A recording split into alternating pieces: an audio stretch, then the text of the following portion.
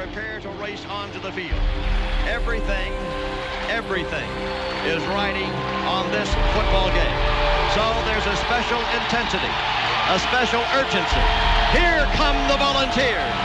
Wherever you listen throughout the world, it's football time in Tennessee. Hey, what's up, guys? It's Fulky here. I just want to give a shout out to Boogie Bentley, Dauber, and the Indy Kid over at the Talkin Vols network on YouTube. Keep doing your thing, guys. Go Vols. Welcome to the Talkin Vols network. This is part 2 of the Fall of the Vols video series. We're dropping new episodes every single Tuesday and Thursday right here on the Talkin Vols network. And look, I know, I get it. I see the comments. I see Twitter. We're not blind. We know some of this, it's not everybody's cup of tea. But on the flip side of that, some people have asked us to do this. So we're kind of going through, and it's not just reliving the negative and trying to be negative. It's, I saw one of our listeners say, hey, look, this is good. This is a deep dive. They are taking us through step by step. So if you dig it, I'm glad. Drop in the comments. Let us know what you think of the video series. But we're talking about how the Vols went from 1998 winning a national championship to hiring 5 different coaches over the span of 13 years. Last week, we dropped the first episode. We talked about the decommitment from Chris Sims. We talked a lot about David Cutcliffe and also the disappointment that was that 1999 football season.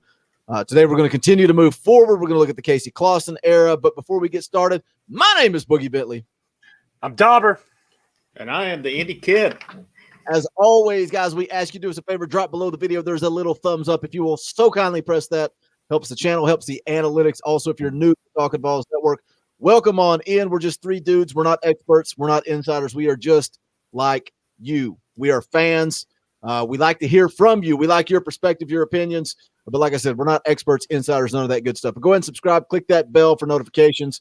You won't miss out when we go live or when we drop new content. Also, thank you. Thank you to all the new subscribers. We just hit 7,000 subscribers over the weekend. Appreciate all the new subscribers. Let's move on. We're already rolling towards 7,100. Let's get to 10,000. That's my goal. 10,000 as quick as possible. But look, this is the Indy Kid's baby. This is his brainchild. He put it together. He laid it out. So I'm going to throw it over to you, Indy Kid. What are we talking about today? We're picking up with the 2000 year, like you said, the Casey Clausen era. We're going to start with the 2000 season. We're going to go all the way up to 2003 and kind of lead into that next era. So we'll go through the Clausen era into the Ainge Schaefer, Rick Clausen era, and so on and so on. And yeah, you made mention on it, some of the snide remarks and really some stupid remarks out there about this. And I feel that the only fall of Tennessee I've seen was about 10 years ago, and it wasn't real in-depth. I mean, there were interviews. Guys were talked to us, and obviously we're not interviewing people, but we're looking at it. Not only are we looking at it, what happened on the field, we're looking at it. Recruiting, possible misses that could have led to things, administrative issues, and so on. So this is, we've put a lot in it. It's pretty in-depth and stuff, and I feel it's hitting a new I think it'll be a good product. And yeah, it's kind of dark. It's kind of grim at times.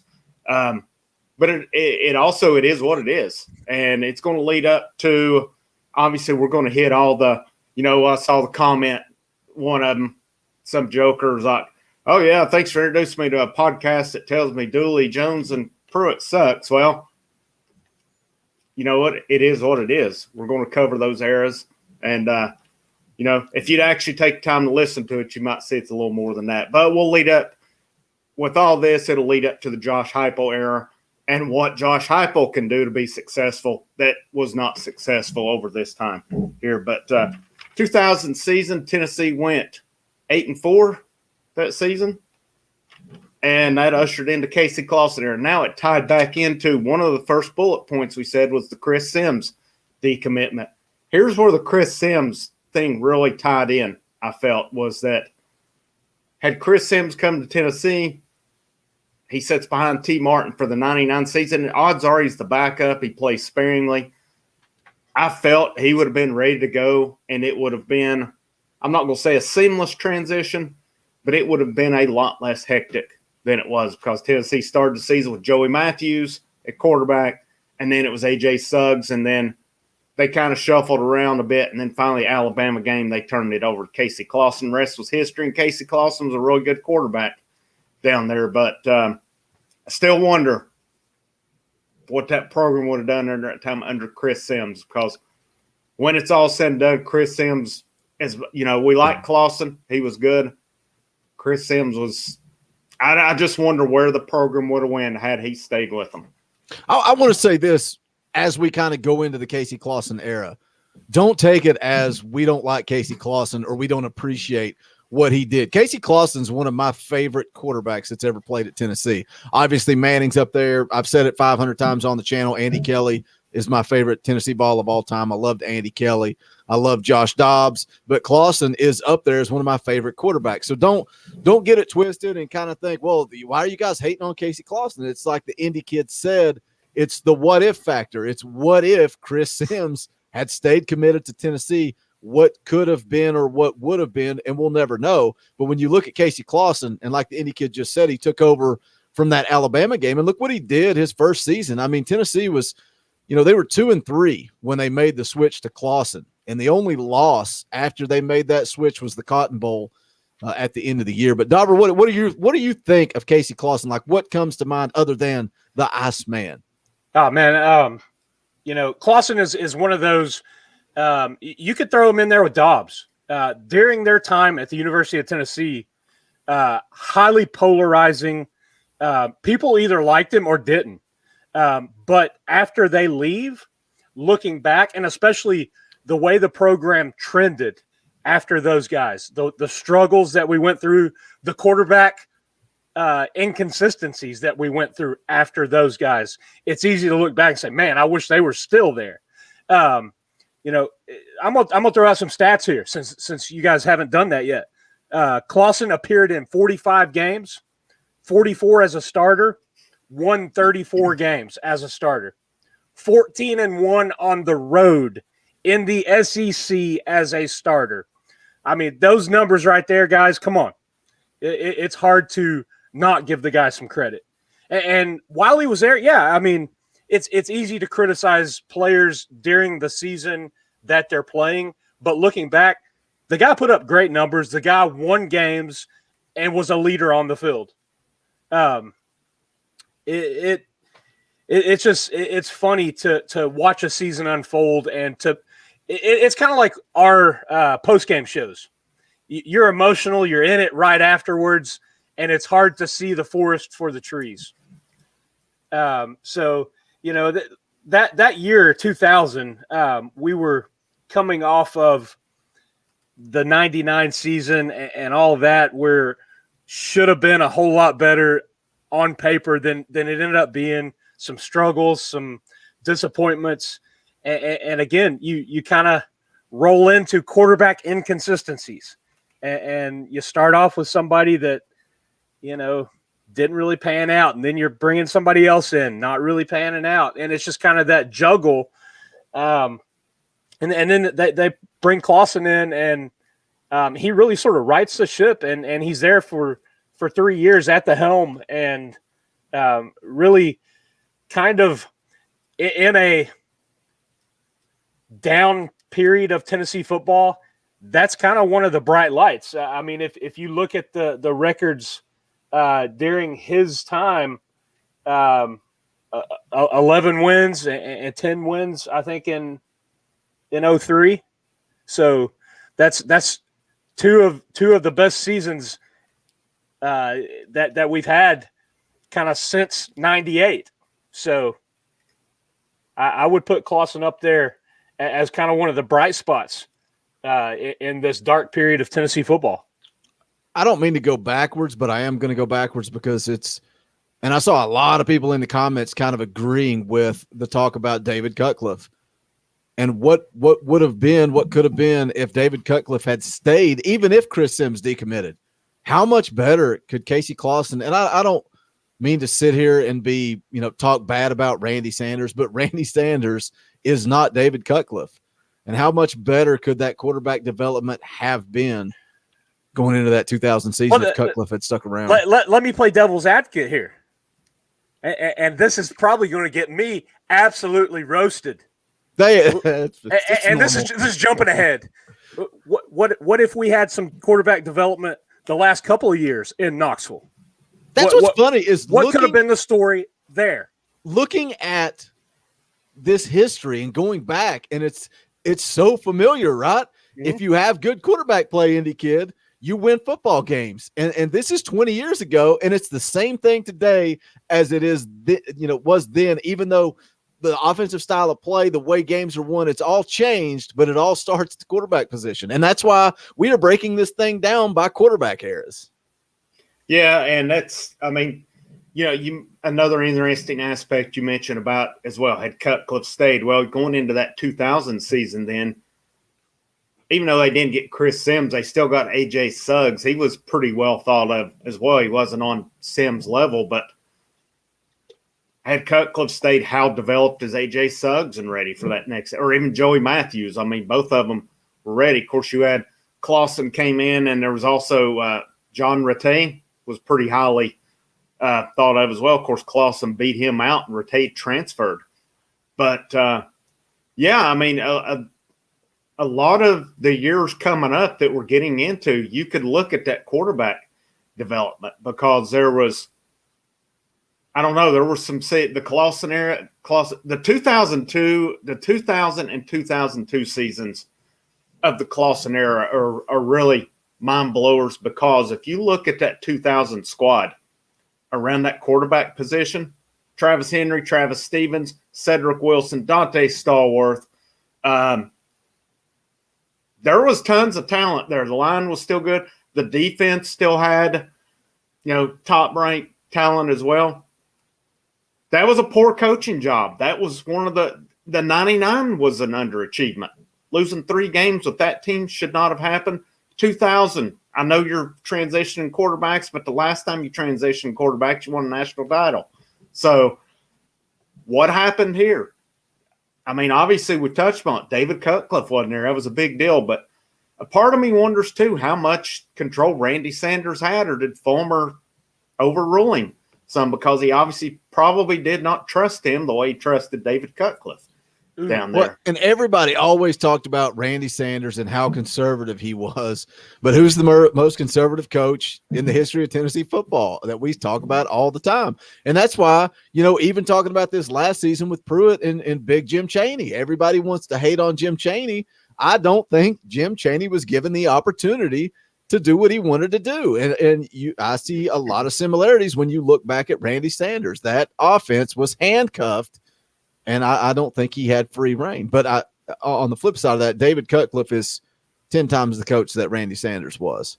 Well, and the thing with Sanders, though, I don't know throughout that Clausen era how much free reign Sanders had, but I will say this, that 2004 season, Ains Schaefer, Rick Clausen, Randy Sanders coached his ass off that year. And because he had those freshmen ready from the get-go, they started out hot. And, they had injuries throughout the season, and it was next man up. Whoever came in was ready. So, where's the disconnect along the way that all of a sudden that Randy Sanders could coach in 2004, but he couldn't coach in these other years? But,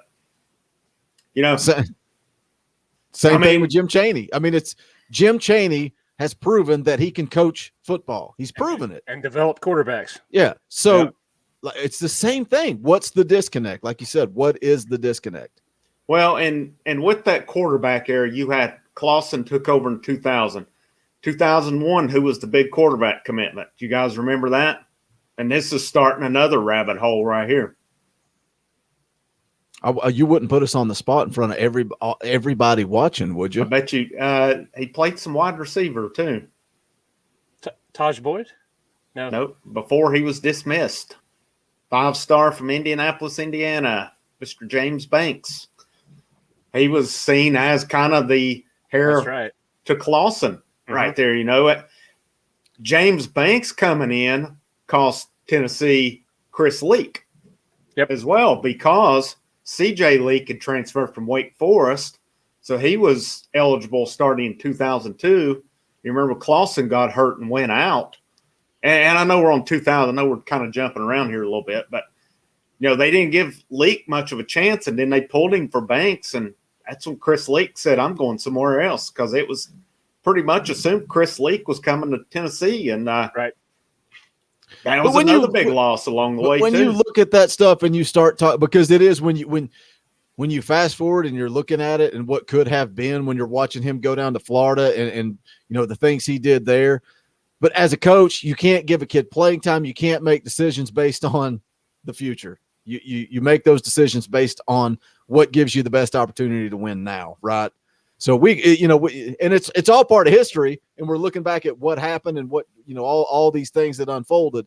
But as a coach, you got to make the best decision for now, not the future. You can't give a kid playing time or an opportunity because his little brother is a big time prospect. No, and that's not what I'm saying either. I know you're but not. Also, they didn't. I remember that game very well. That they really didn't give CJ Leak much chance. I'm not saying it would have mattered. I don't know that he was very good, to be honest with you, but still, yet it was pretty mismanaged then. And some of this started again. You go back to '99, 3 losses with that talent. 2000. 4 losses with that, and I know quarterback was an issue, but there were some games on that schedule that honestly that lost at LSU, lost at Georgia. That's the first time they'd lost to Georgia in years. They could have lost right that there. Southern Miss game to start the season too. Yeah, it was 1960. Well, you remember the Florida game? I mean, Jabbar Gaffney still hasn't caught that pass to this day. Now, the thing though about that is Gaffney. He didn't catch that, but there was still enough time on that clock. Florida could have won that game. It wasn't like it was with time running out. There was still enough time for a play, but that was a tough one as well right there. And that was one where Travis Henry, I think, had set the single-game rushing record at that point with 175 yards, and it was almost enough to win despite – and A.J. Suggs played quarterback that day, only had 140 yards, was not very effective that day, and with that wide receiving core. So some disconnects started then. Obviously, Clausen took over, and, down the stretch, Tennessee beat Alabama, beat South Carolina. I think South Carolina was undefeated at the time when Tennessee beat them. Went to South Carolina and beat them. Of course, had their typical close game with Memphis, and then blew Arkansas and Kentucky out. Close game against Vanderbilt, and then Kansas State lit them up pretty good in the Cotton Bowl. But, that was still a good finish right there to the season. And a little understandable, but the LSU Georgia games, those were hard losses right there. Those were tough to take right there because I really didn't feel either one of them should have happened. But when you're looking at the Casey Clausen era, and like you said, you drop 3 of the first 5 games, but Casey Clausen comes in, he gives you a spark, and you get some momentum.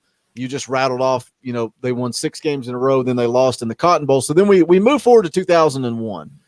And, we're just a couple of years removed from a national championship.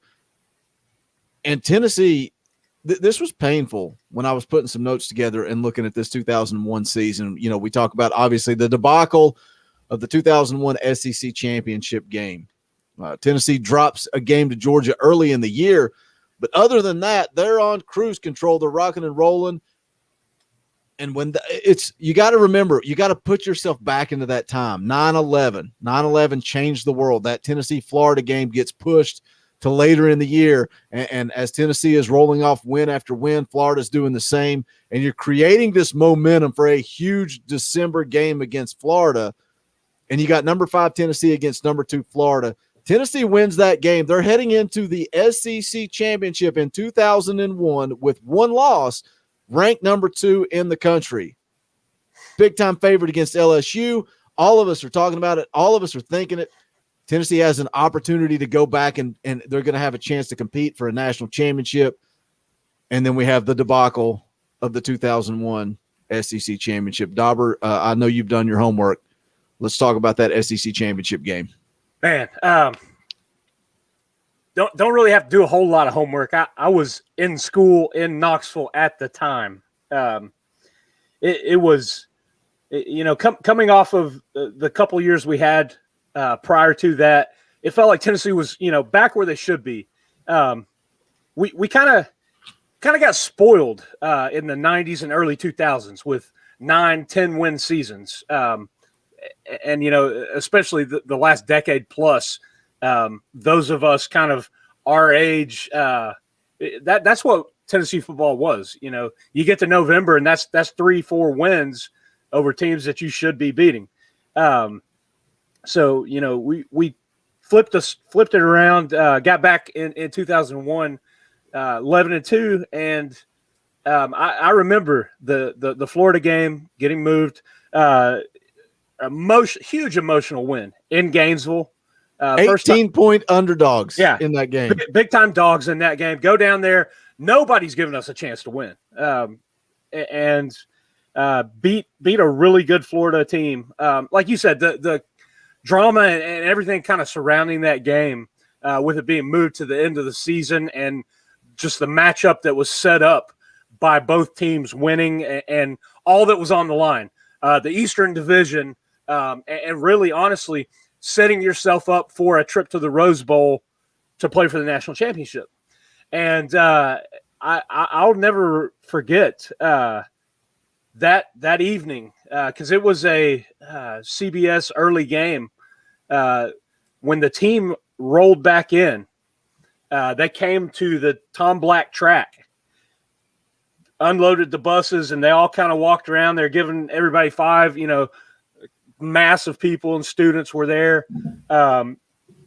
They got off the bus and they all had roses. So they weren't even thinking about the next Saturday playing LSU. They beat LSU earlier in the season.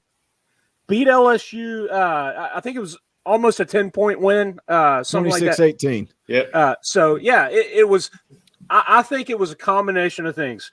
The emotion of beating Florida in Gainesville for the first time in a good while. The emotion of the whole 9/11. The game getting moved to the end of the season. That whole season was kind of shaped and an up and down kind of an emotional thing. You had teams running out with the flag and all that all season long, all kinds of tributes and stuff. So I think they were really looking ahead, looking past LSU and looking towards another shot at a national championship. And I think that's why it's such a letdown. You can kind of look back earlier in that season, the loss to Georgia. And if I'm not mistaken, Georgia was unranked. Yeah. That was the infamous radio call, the hobnail boot game. And just another loss. And a game that Tennessee wasn't really prepared for. And I think that going into this SEC championship game, they were not prepared for it, and they were looking ahead. Coming off of the emotions of the previous week beating Florida and then looking ahead.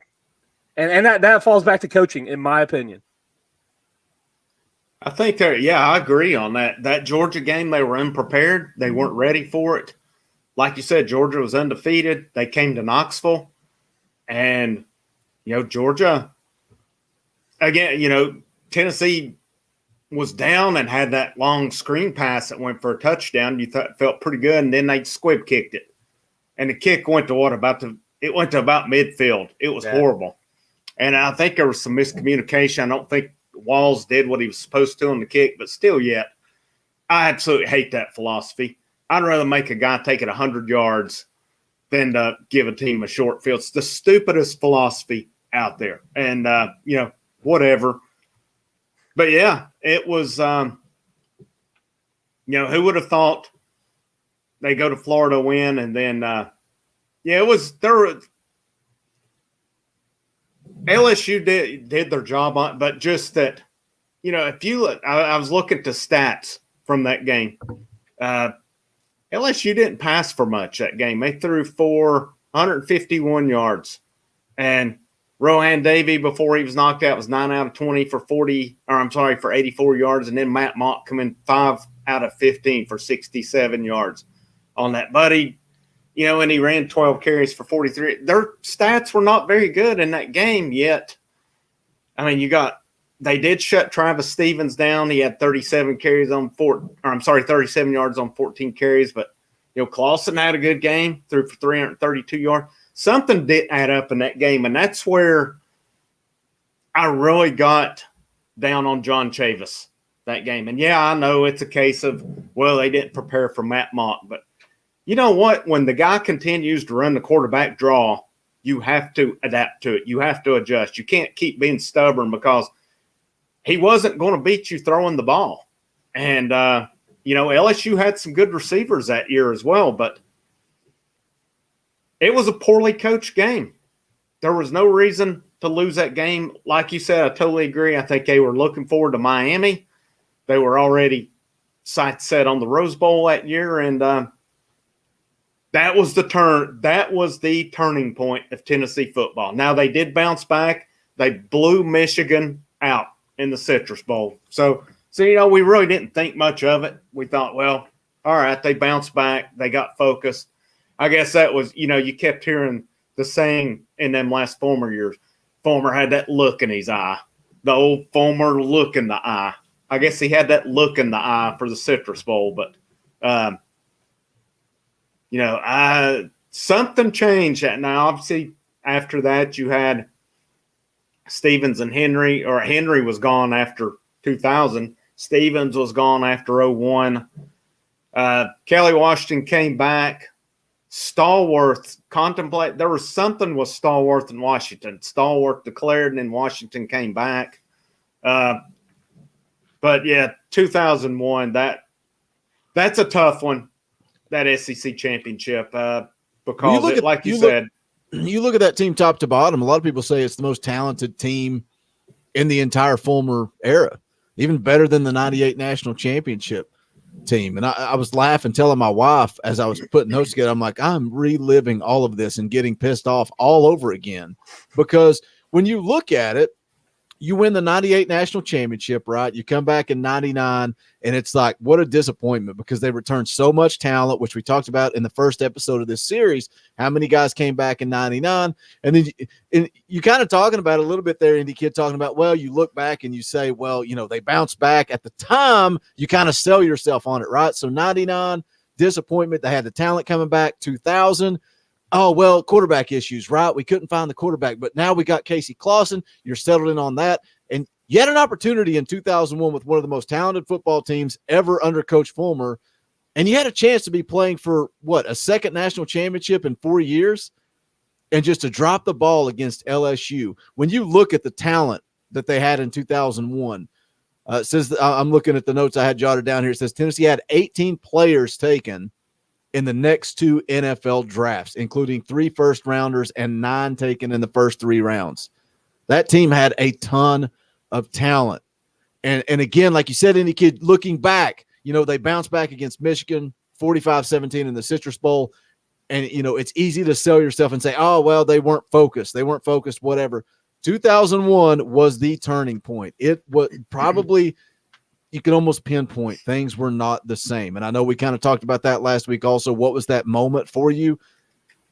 Dauber, it may have been the 2001 SEC championship. That may truly be the turning point for the downfall of Tennessee football. It's definitely a pivotal moment. And I'm gonna kind of go back to how we opened the show. I don't think, and I'm going to go ahead and put words in your guys' mouth. I don't think that the three of us think that there's one single event or person. It's a combination of stuff. And I saw some comments this week that were getting on, it was Fulmer, or no, it couldn't have been Fulmer. It was this. It's not one thing. There was not one thing that sent us down the spiral to get us to where we are right now in 2021, getting ready to kick off another season with a brand new head coach.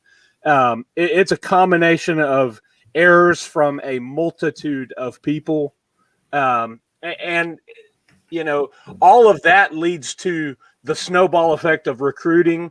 And then, recruiting levels out. And then you have other teams that are on the rise. Parity on the playing field has also had a lot to do with it. Because we are talking about, the 2000s were a real, I guess, kind of a coming out party for the SEC football, a beginning of dominance for this league. You had some teams that really started to rise and merge onto the national scene, and it really became a week in, week out.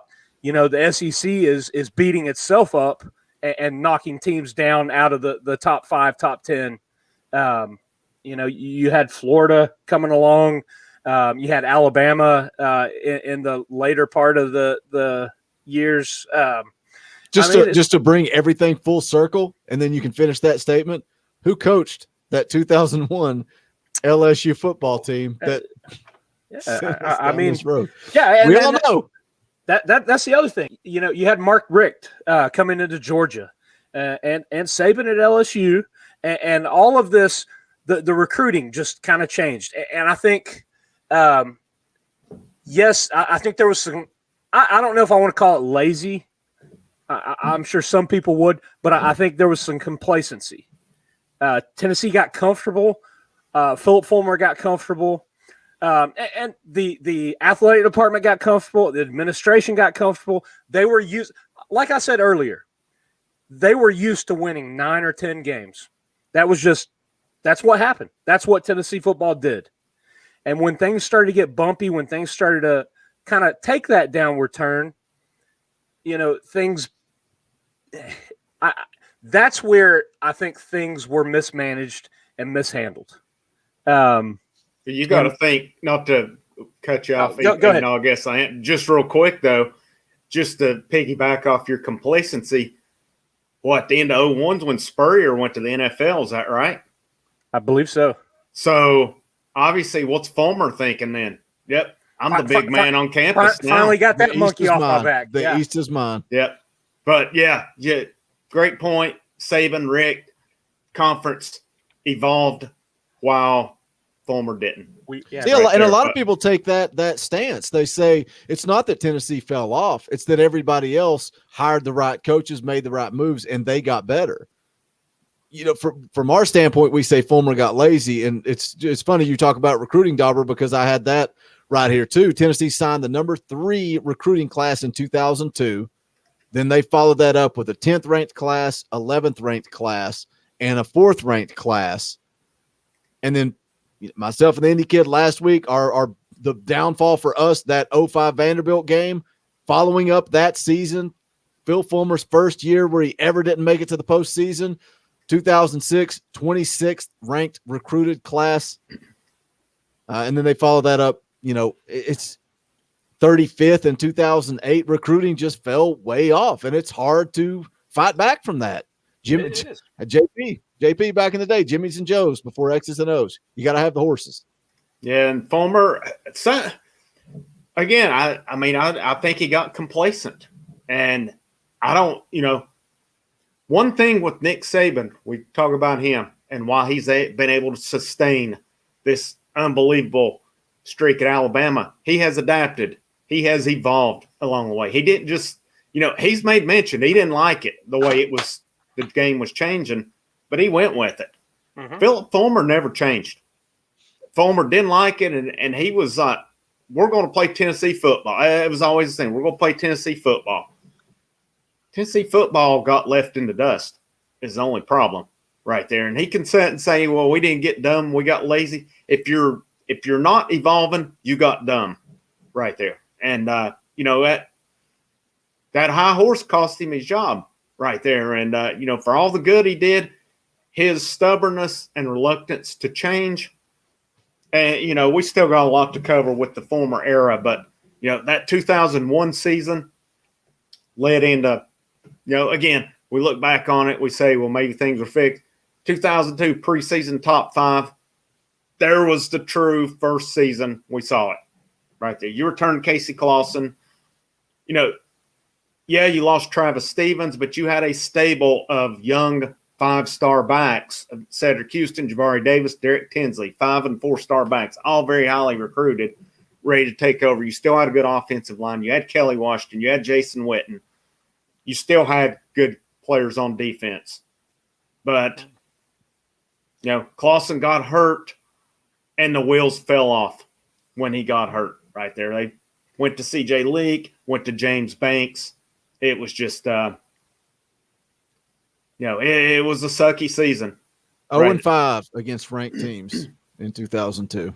Yeah, that's when it started, and that's when the wheels started to turn right there. That's when we started hearing these Fulmer's got the look in his eye when he come back for 03. And, it's just, I'll never forget that 02 Florida game.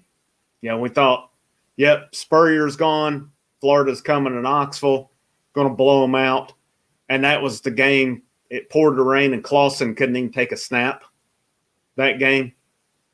And Florida blew him out of the building right there. That was the first signs. Just a very poorly coached season right there. And, the funny thing was in some of these bad offensive seasons under Fulmer, Chavis had a good defense. But let's make no mistake about John Chavis. He is an overrated defensive coordinator. Had good defenses. But when it came down to it, when it was bend, don't break, he broke. Third and Chavis. Numerous times. There's a reason we say third and Chavis. Yeah, he was decent and what have you. He wasn't great. He was very overrated. And, something during this time with Fulmer's coaches as well that was a telltale for me. Obviously, Cutcliffe moved on to a head coaching job. What coach for the rest of the Fulmer tenure actually got promoted somewhere else? No one. No one left to become a coordinator. No one left to become a head coach. The same bunch of guys with their mustaches kept hanging out in Knoxville, collecting a paycheck till the end of the Fulmer era. It was complacency right there. We were comfortable. We're going to do it our way or no way. Didn't Dave Clausen get a head coaching job at Richmond? Yeah, it was after the Fulmer. Yeah. Well, he went to Bowling Green. After that. He came from Richmond, right? Yeah, that's going to be an interesting topic too, that change. The claw fence. I see it right here in my notes for a future episode. It's funny, though, a full circle in regard to that claw fence was, who Fulmer decided between, right? Clausen, and I'm putting you guys on the spot. Do you remember this one? Yeah, I would hate it if you just said it. It'd be awful if you just told us who it was and made me and Dauber look smart instead of it. Who was Butch Jones' offensive coordinator? Oh, DeBoard. DeBoard, yeah. JP's old swim coach. Fulmer chose Clausen over the combination of DeBoard and Scott Leffler, who I think he's a head coach now. And if you would have gotten those two, it was bringing Ryan Mallett with them. But Fulmer went with the claw fence.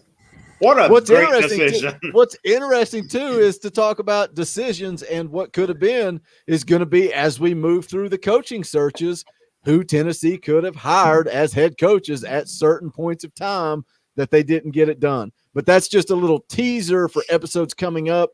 I don't know that there's a whole lot left. Is there anything you guys want to say about the 2002, 2003 seasons before, next coming up on Thursday, we're going to be talking about the Eric Ainge, Brent Schaefer, Rick Clausen, all that stuff. Well, we hadn't even touched on 03. I mean, that was 02. Tennessee went 8 and 5? 8-5. Yeah, that's what we said. They went 0-5 against ranked opponents in 2002. Waxed in the Peach Bowl by Maryland. That was when show up.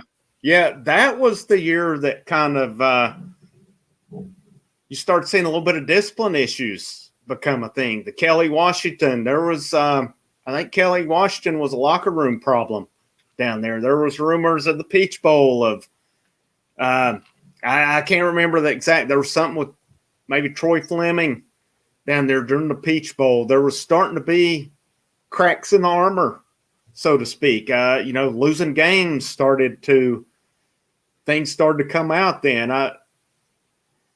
I know the Kelly Washington thing was a big thing and from what I understand about that, Kelly Washington was a pretty driven guy, and he didn't like losing. So that caused a lot of problems down there. But, that started give way to, more problems later on where discipline just started to become less of an issue down in Knoxville. Now, that 02 season was bad. 03 bounced back, had a good season. I think they won. Let's see, let me pull it up here. I think they won 10 that year. Yeah, 10-3, 6-2 in SEC play, and kind of reliving all this. With the former era, it's a lot of up and down, right? Going back to 2001, I mean, you're talking about an opportunity to compete for a national championship. And I'm not going to sit here and pretend that I think they would have beat Miami if they made it to that national championship, but they had an opportunity to compete for it. And then you come back in 2002 and just absolutely lay an egg.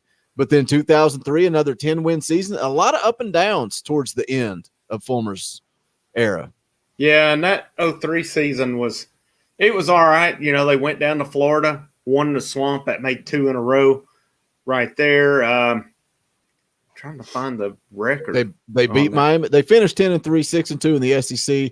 They beat Miami. Miami was number 6. Beat them 10-6 in Miami.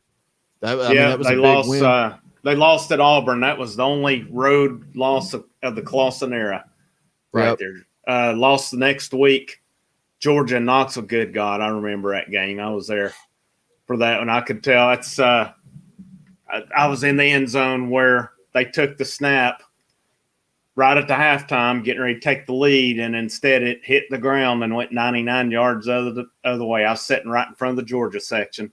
The Georgia fan behind me spilled somebody's drink on me, and I told him he spilled another drop. He was going flying 20 rows.